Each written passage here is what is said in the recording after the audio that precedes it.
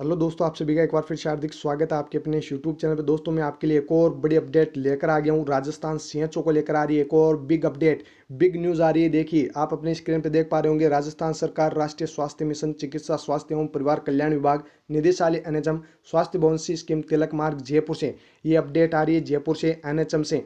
देखिए कब की है ये अपडेट, आप देख सकते हो 10 मार्च, आज की ही ये लेटेस्ट अपडेट है। ये आज का ही नोटिफिकेशन जारी किया हुआ है। इस नोटिफिकेशन के अंदर है क्या, ये कंप्लीट जानकारी इस वीडियो के अंदर मैं आपको देने वाला हूं। तो फ्रेंड्स, अगर आप हमारे चैनल पे पहली बार आए हैं तो आप चैनल को सब्सक्राइब कर लेना, साथ ही बेल आइकन बटन को जरूर दबा देना ताकि आपको हर एक लेटेस्ट इन्फॉर्मेशन जल्दी से जल्दी मिलते रहे। तो चलिए जानते हैं इस नोटिफिकेशन के अंदर है क्या।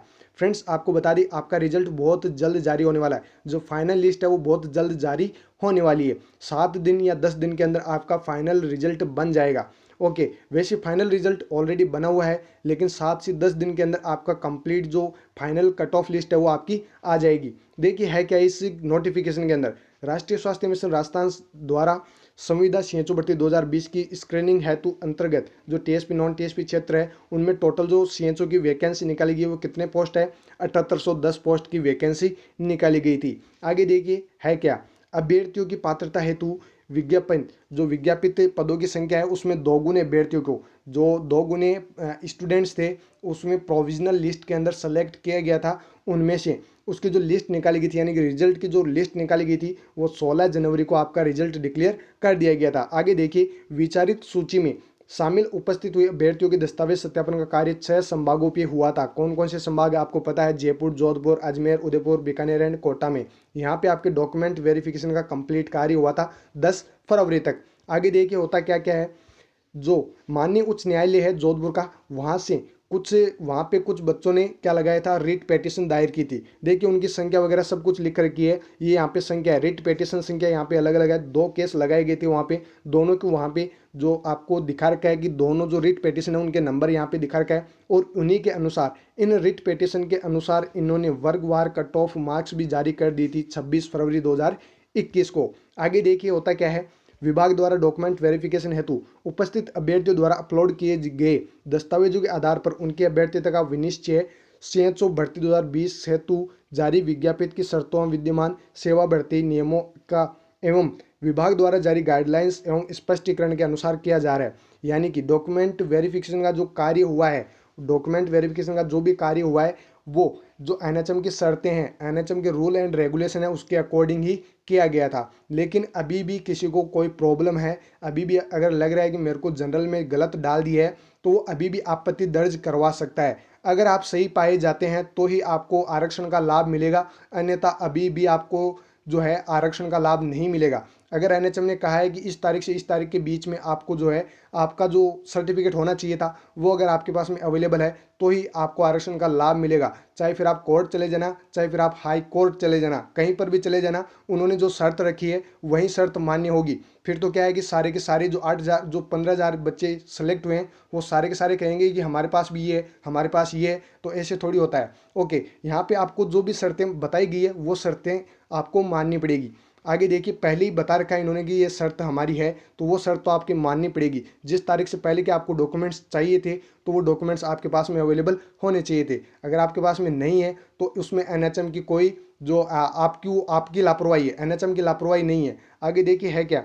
दस्तावेज सत्यापन के दौरान जिन अभ्यर्थियों द्वारा उनके आवेदित आरक्षण प्रवर्ग हेतु आवश्यक दस्तावेज प्रस्तुत किया जाना नहीं पाया गया है, उन्हें समुचित दस्तावेजों के अभाव में संलग्न प्रविशिष्ट 1 जो सूची है उसके अनुसार संविदा सीएचओ भर्ती हेतु उनके आवेदित आरक्षण संवर्ग के बजाय अनारक्षित संवर्ग में शामिल किया गया है। तो देखिए यहाँ पे दोस्तों हुआ क्या है, जिनके पास में डॉक्यूमेंट्स सही से नहीं पाए गए हैं, यानी जिनके पास जो जाति प्रमाण पत्र इन्होंने जो मांगा है वो अगर सही से नहीं पाया गया है तो उनको क्या किया है, फिर उनको उनको जनरल कैटेगरी में डाल दिया गया है। अगर आपके पास अभी भी है, अभी भी आपके पास में टाइम है, अगर आपके डॉक्यूमेंट्स बिल्कुल सही है तो ही आपको आरक्षण का लाभ मिलेगा। मैं फिर बोल रहा हूँ, अगर आपके पास में अभी भी जो डॉक्यूमेंट्स है, अगर आपके डॉक्यूमेंट्स बिल्कुल सही है एनएचएम के रूल रेगुलेशन के अकॉर्डिंग, तो आपको आरक्षण का लाभ अभी भी मिल सकता है। इसलिए ग्रेवियंस पोर्टल खोला गया है। तो 3 दिन का आपके पास टाइम है, आप लगा देना। आगे देखिए है क्या ग्रेवियंस पोर्टल। यहाँ पे आप इस कंप्लीट पीडीएफ को हमारे टेलीग्राम ग्रुप में ले लेना। टेलीग्राम ग्रुप है हमारा नर्सिंग चैलेंजर्स, वहाँ पे आपको इसकी पीडीएफ मिल जाएगी। यहाँ पे मैं सीधा सीधा डायरेक्ट बात कर लेता हूँ ग्रेवियंस पोर्टल की। तो यहाँ पे जो ग्रेवियंस पोर्टल है ये ओपन हो चुका है। यहाँ पे अपनी आपत्ति दर्ज करवा सकते हैं। अगर आपकी आपत्ति बिल्कुल सही है तो आपको आरक्षण का लाभ मिलेगा। अगर आपकी आपत्ति फिर भी गलत है तो आपको आरक्षण का लाभ नहीं मिलेगा। चाहे कोर्ट चले जाना, चाहे हाई कोर्ट चले जाना, चाहे फिर आप फॉरेन कंट्रीज में जो अपना सबसे बड़ा कोर्ट है वहाँ चले जाना, आपको किसी भी प्रकार की अगर आपत्ति है, आपकी आपत्ति सही है तो ये आपको लाभ मिल पाएगा। अगर फिर भी आपके पास में अभी भी आपत्ति है और आप सोच रहे हैं कि बिल्कुल मेरे को आरक्षण मिलना चाहिए, तो आपको मिलेगा अगर आपके पास में डॉक्यूमेंट सही है तो। आगे देखिए है क्या, यह भी स्पष्ट किया जाता है कि जिन अभ्यर्थी द्वारा स्पोर्ट्स कैटेगरी में आवेदन किया गया था, स्पोर्ट्स वाले भी बोल रहे थे कि हम स्पोर्ट्स कैटेगरी से जो है हमने अप्लाई किया था लेकिन हमारा जो स्पोर्ट्स सर्टिफिकेट है वो नहीं देखा गया। यहाँ पे देखिए उनके लिए भी है। तो जिन्होंने अपलोड किया था उनके दस्तावेज में राजस्थान सरकार द्वारा जारी परिपत्रों के अनुरूप पाए गए दस्तावेजों में नेशनल स्पोर्ट फेडरेशन संबंधित विभाग ने सत्यापन करवाए जाना है, अतः इनकी अभ्यर्थता लंबित रखी जाती है और विनिश्चय के बाद किया जाएगा। तो इनको कुछ दिनों के लिए रखा गया है कि उनका जो भी जो सर्टिफिकेट है उनकी पहले जांच पड़ताल होगी। ऐसा नहीं है कि जो भी कुछ किसी ने बनवा लिया है, कोई फर्जी बनवा लेते हैं, तो ऐसा नहीं होगा। यहाँ पे पहले उनकी जो स्पोर्ट्स सर्टिफिकेट है वो सबसे पहले चेक होंगे। कहाँ पे? नेशनल स्पोर्ट्स फेडरेशन पे। वहाँ पे इनकी चेकिंग होने के बाद ही इनको इनके अंदर जो आरक्षण है वो मिलेगा, नहीं तो इनको भी किस में रखा जाएगा? जनरल कैटेगरी के अंदर।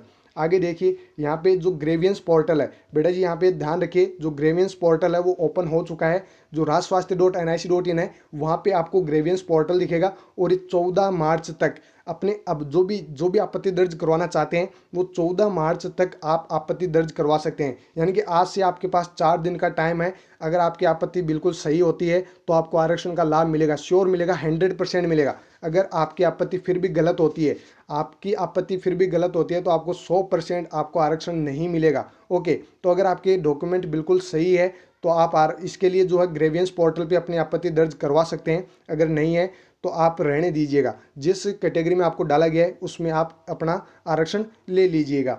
चलिए आगे मैं दिखा देता हूँ किस किस के क्या क्या प्रॉब्लम हो रखी है। मैं पॉज करके आपको दूसरी पीडीएफ पे ले चलता हूँ। दोनों पीडीएफ आपको हमारे टेलीग्राम ग्रुप के अंदर मिल जाएगी। यहाँ देखिए दोस्तों, यहाँ पे साफ साफ लिखा है, जो भी दस्तावेज सत्यापन का दौरान जिन अभ्यर्थियों द्वारा उनके आवेदित आरक्षण प्रवर्ग हेतु आवश्यक दस्तावेज प्रस्तुत किया जाना नहीं पाया जाता है या नहीं पाया गया है, उन्हें समुचित दस्तावेजों के अभाव में संविदा सीएचओ पद हेतु उनके द्वारा आवेदित आरक्षण संवर्ग के बजाय अनारक्षित संवर्ग में शामिल किया गया है। तो ये साफ साफ लिखा हुआ है, जिनके पास डॉक्यूमेंट्स नहीं थे इसीलिए इनको जनरल कैटेगरी के अंदर डाला गया है, और जिनके पास है तो वो अभी भी ग्रेवियंस पोर्टल पे अपनी आपत्ति दर्ज करवा सकते हैं।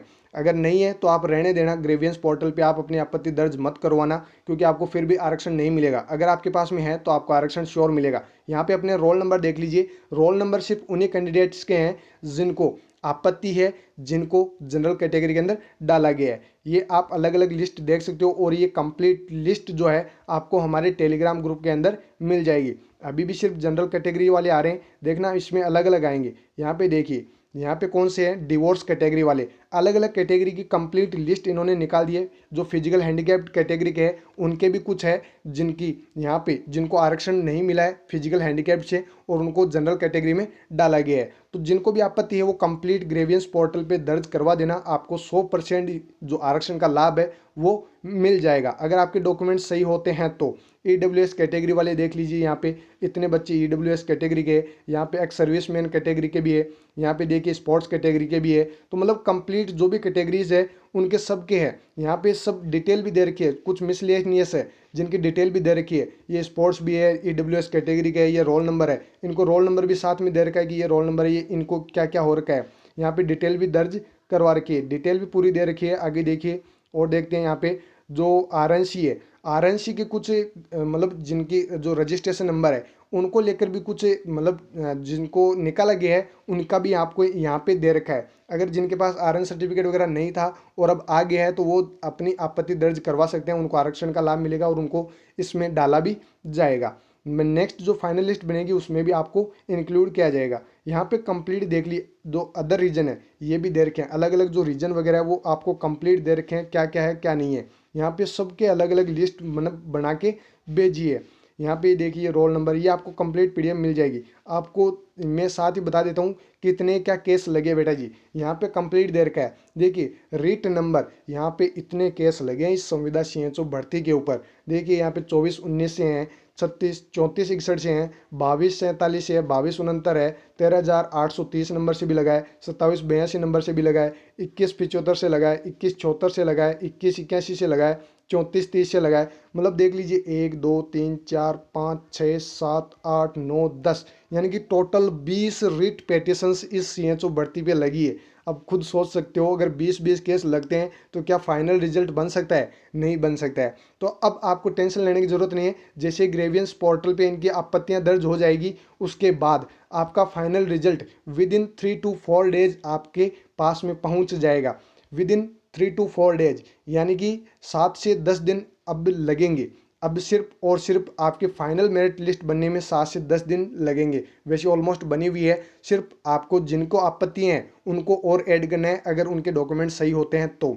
ओके, आपका रिजल्ट जल्दी आ जाएगा और आपको रिजल्ट की अपडेट भी आपको हमारे इस यूट्यूब चैनल से मिल जाएगी और टेलीग्राम ग्रुप में भी मिल जाएगी। तो आपको टेंशन लेने की ज़रूरत नहीं है, आप टेलीग्राम ग्रुप में ऐड हो जाना, वहाँ पे भी आपको इसकी इन्फॉर्मेशन मिल जाएगी। फिर मिलेंगे दोस्तों नए वीडियो के साथ, तब तक आप हमारे साथ बने रहिएगा। Thank you so very much.